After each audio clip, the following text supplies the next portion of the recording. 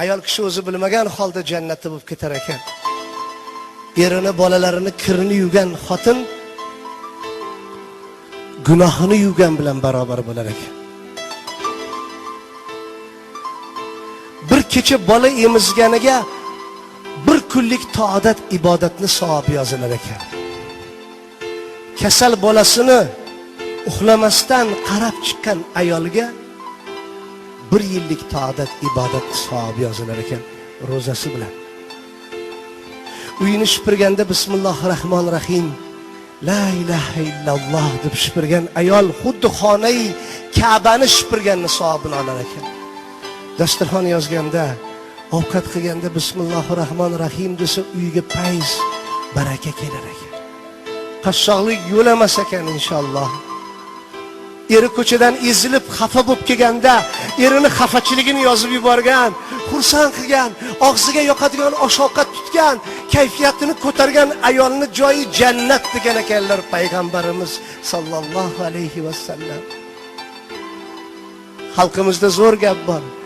Yaxshi xotin 40 ta qarindoshdan yaxshi. To'ppa-to'g'ri. Chunki qarindosham, hatto aka-uka ham shunaqa aka-ukalar bor. Bor bo'lsa bor. Yo'q bo'lsa-chi. U xotin u bor bo'lsa ham, yo'q bo'lsa ham sabr qiladigan. Kasalligida ham, sog'lig'ida ham erini yonida bo'ladigan. Shu bolalarimni otasi-ku deb chidaydigan, sabr qiladigan.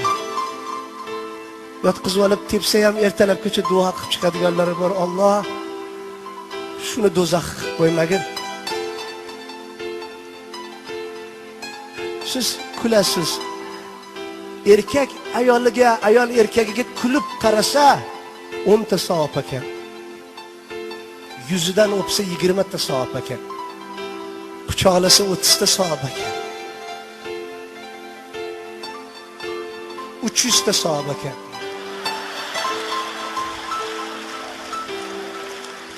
Yuz qo'lini yuvganda tanasidan oqayotgan har bir tomchi suvdan Alloh farishta yaratar ekan. U farishtalar to qiyomatgacha eri xotinga istig'for aytar ekan.